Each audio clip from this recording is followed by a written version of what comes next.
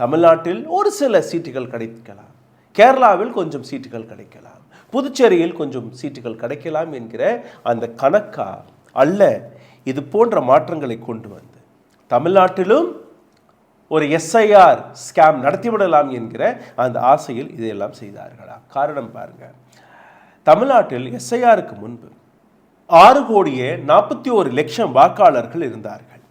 இந்த 6,41,00,000 வாக்காளர்கள் அக்டோபர் 2025 ஆண்டு. எஸ்ஐஆர் நடந்து முடிந்தது டிசம்பர் 2025 ஆண்டு. முதல் பட்டியல் வெளிவந்தது. 97,00,000 வாக்காளர்களுடைய பெயரை நீக்கினார்கள். 5,43,00,000 வாக்காளர்களாக இது குறைந்தது. பிப்ரவரி மாதம் ஃபைனல் எஸ்ஐஆர் ரிப்போர்ட்டை கொண்டு வந்தார்கள். இதில் 27,53,00,000 வாக்காளர்களை நாங்கள் சேர்த்து விட்டோம் என்று கூறினார்கள். அப்போ 6.41 crore voters இருந்த அந்த பட்டியல் சுருங்கி 5.67 crore ஆக குறைகிறது.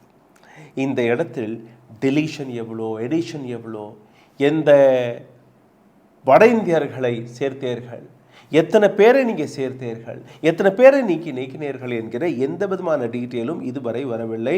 ஆக மொத்தம் தமிழ்நாட்டில் மட்டுமே 74,00,000 வாக்காளர்கள் தன்னுடைய அதிகாரத்தை, உரிமையை இழந்து நிற்கிறார்கள்.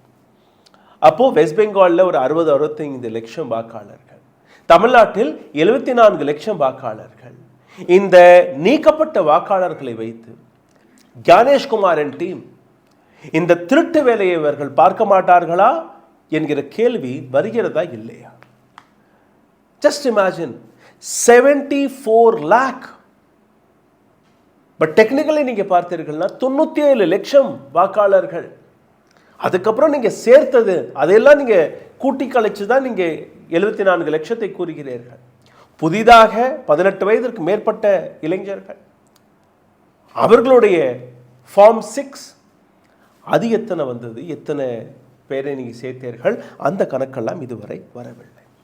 ஆக மொத்தம் ஞானேஷ்குமார் அவருக்கு எதிராக இருக்கக்கூடிய அந்த இம்பீச்மெண்ட்லிருந்து தப்புவதற்காக இப்போ மாடல் கோட் ஆஃப் கண்டக்டை அறிவித்திருக்கிறார்.